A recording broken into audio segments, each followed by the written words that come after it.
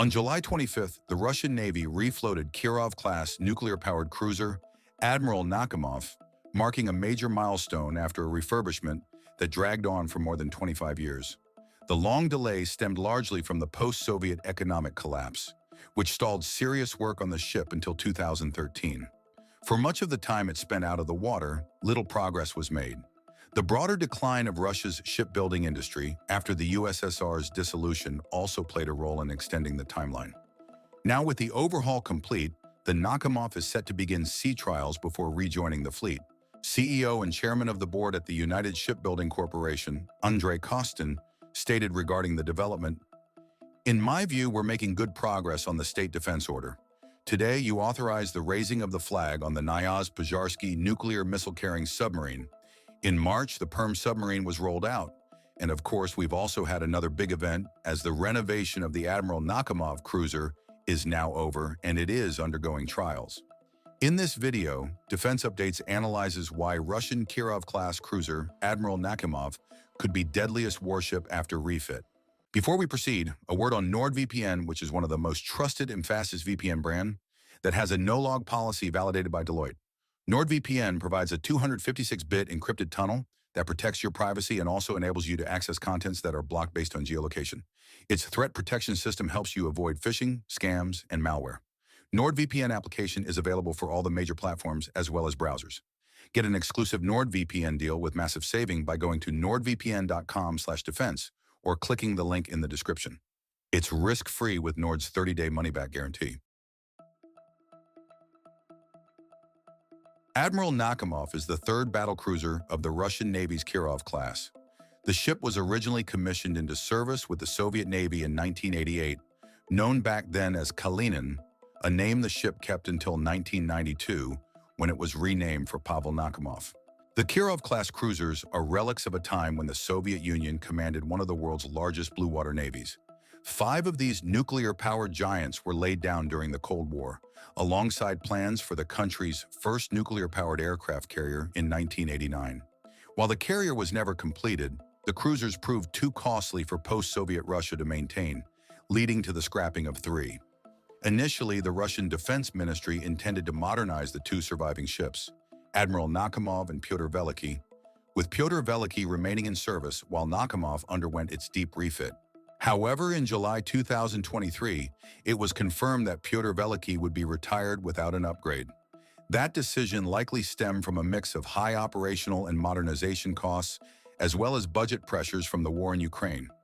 As a result, Admiral Nakhimov is set to become the only active nuclear-powered surface combatant in the world, a unique vessel defined by its sheer size, endurance, firepower, and speed.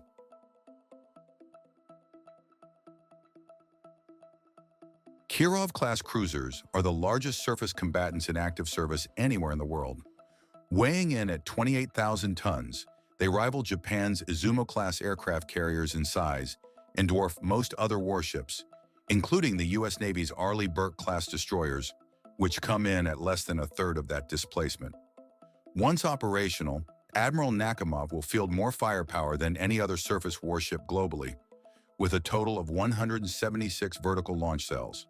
These include 96 cells for navalized S-400 surface-to-air missiles and 80 cells for cruise missiles, including hypersonic options.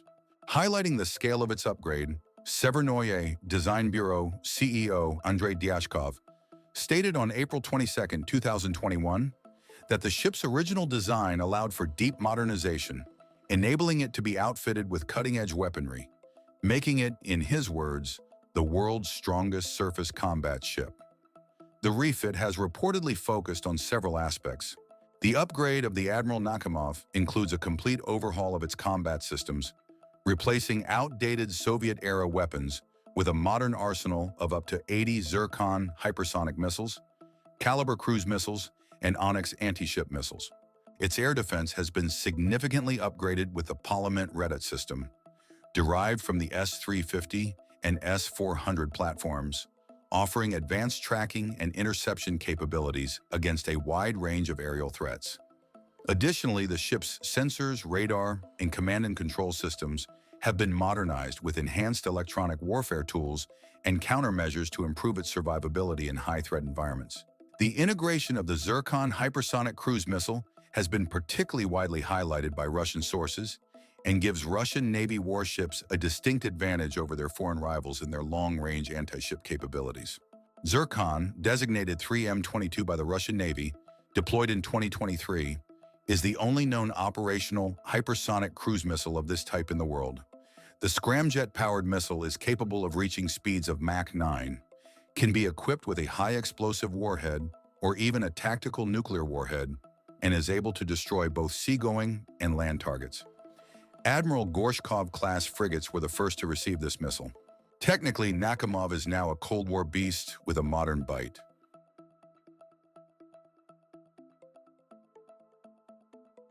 The reactivation of the Admiral Nakhimov is a gamble. It's part prestige project, part power play. It reflects Russia's desire to reclaim its legacy as a global naval power, even as its economy and military are stretched by the war in Ukraine.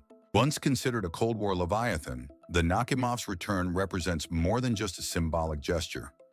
It's a calculated move by the Kremlin to project power, challenge NATO naval dominance, and signal its refusal to back down in the face of Western pressure. The Nakhimov significantly boosts Russia's surface fleet capabilities, especially in the northern and Arctic regions. With nuclear propulsion, it has near unlimited range, ideal for Arctic dominance, a region Moscow sees as strategically vital and resource-rich.